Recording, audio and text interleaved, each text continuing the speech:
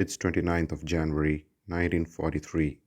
France, a German soldier who was part of the German Sixth Army, had just deserted the army and has now found himself lost in the middle of nowhere. With no food and shelter and trapped in the heavy snowfall, he continues to move ahead, hoping to find somebody who can help him. Just like him, a few soldiers have deserted the army as well and are now looking for food and shelter. Some of them have either starved or frozen to death. But what exactly led to all of this? What happened in Stalingrad? And what was the significance of the battle? And were the Axis powers successful in capturing the city? Did Franz and his men make it through or not? After the failure of Operation Barbarossa, Hitler decided to launch another campaign in 1942, this time concentrating on the southern parts of the Soviet Union. This included the Caucasus region and the southern western parts of Russia, where the city of Stalingrad was located. Stalingrad was strategically important to both the Germans and the Soviets.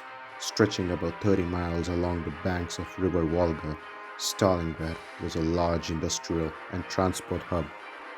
So it meant that whoever controlled the city would have access to the oil fields of the Caucasus and would gain control of Volga. This city meant a lot to the Germans since they had been struggling with low fuel supplies. They really had to focus on moving deeper into Soviet territories to get that oil.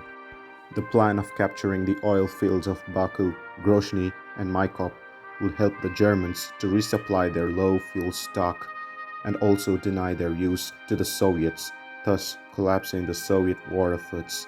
This objective was termed as Fall Blau, also known as Case Blue. Another reason to capture Stalingrad was since the name bore the city of the Soviet leader Joseph Stalin, meaning that the capture of the city would have been a great ideological victory to the Reich. The Axis powers began planning the summer campaign, and for this attack, the Army Group South was chosen to break through the southern Russian steppes into the Caucasus region to capture the vital Soviet oil fields. The Army Group South included the German 6th and the 17th Army and 4th and 1st Panzer Divisions. However, Hitler decided to split the army into two groups, Army Group South A and Army Group South B. Army Group South A was under the command of Field Marshal Wilhelm List. The army consisted of the 17th Army and the 1st Panzer Division. This group had to continue advancing towards the Caucasus.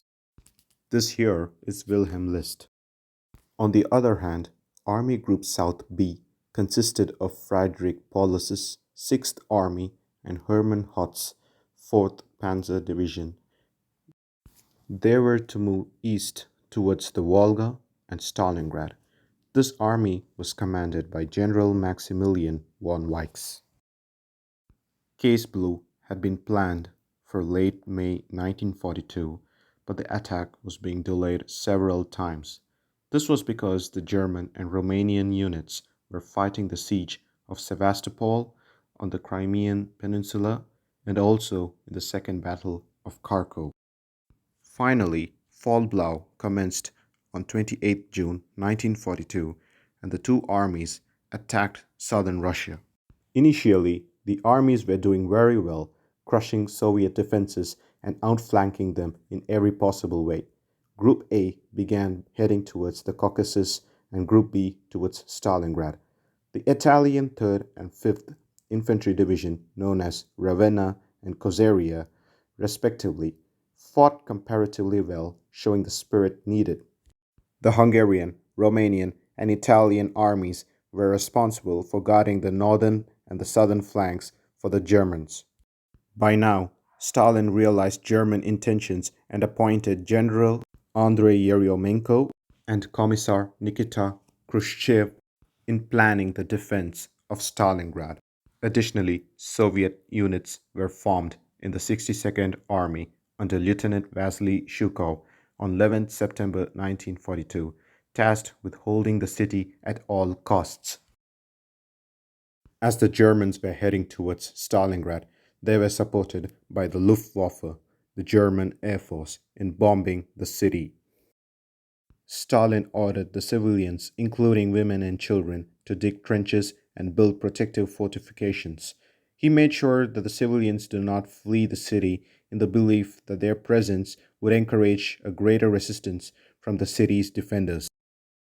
On 23rd August, there was a massive German air raid which caused a firestorm, killing hundreds and thousands of people and turning the beautiful city into rubble. And during the defense of Stalingrad, the Red Army deployed the 28th, 51st, 57th, 62nd, and 64th Armies. The battle grew more and more fierce and intense as thousands of soldiers started to flood into the city.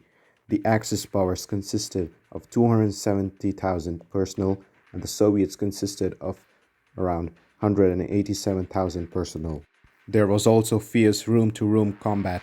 The battle turned out to be so brutal as the city was caught in heavy bombing that Stalingrad was not a city anymore.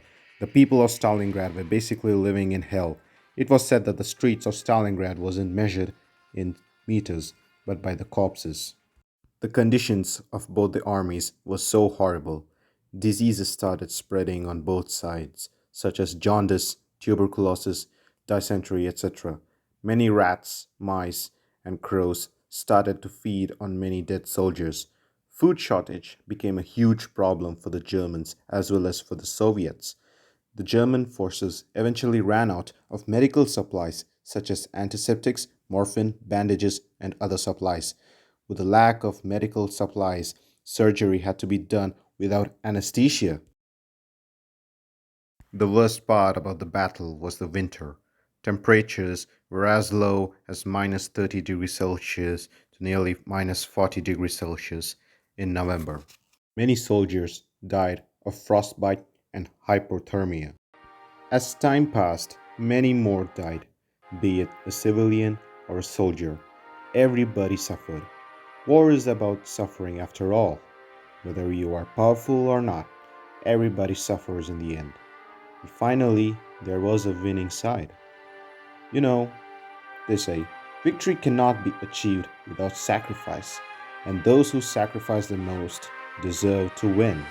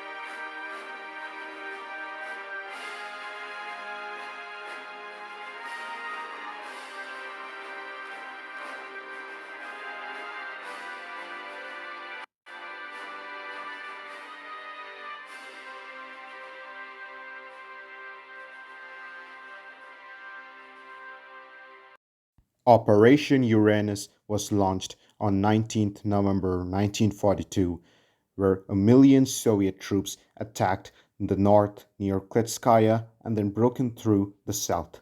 This counteroffensive surprised the Germans as they didn't expect the Soviets of being so capable of attacking them like this.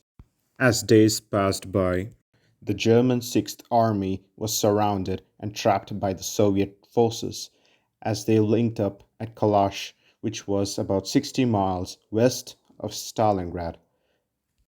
Hitler ordered Friedrich Paulus to not surrender and to fight till the very end. He even declared the Sixth Army would be supplied by the Luftwaffe, but the supplies were insufficient enough. On 31st January 1943, Paulus disobeyed Hitler and finally agreed to surrender. The battle came to an end on 2nd February 1943 with Soviet victory. This was the first time in the war where the Wehrmacht was forced to surrender. Of the 270,000 men, 91,000 frozen, exhausted, and wounded were taken as prisoners. Only 6,000 of them returned to their homeland in 1956. The Battle of Stalingrad is said to be one of the most deadliest and bloodiest battle in World War II and in world history, with nearly 2 million people dead and heavy casualties. Nearly 99% of the city turned into a heap of rubble. The Battle of Stalingrad became a turning point of the war, leading to the downfall of Hitler and Nazi Germany. The Soviets slowly pushed the Germans all the way back to their capital city, Berlin, and were successful in capturing the city, thus ending the war in Europe. In 1945.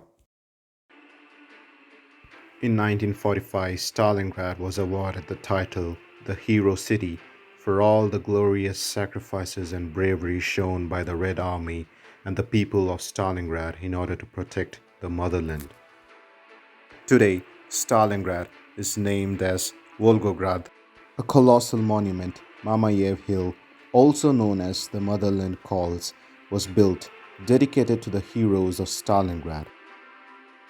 The Pavlos House, which was a fortified apartment building which helped the Red Army to defend against the Wehrmacht, still stands today as a symbol of resistance and braveness of the Soviet forces.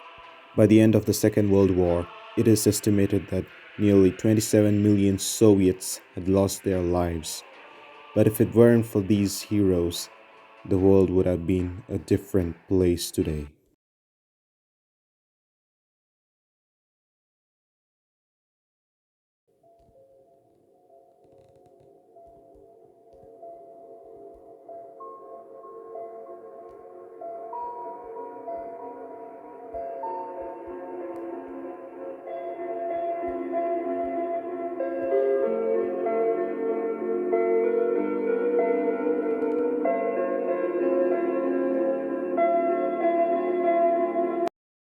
Please do watch the movie Stalingrad 1993.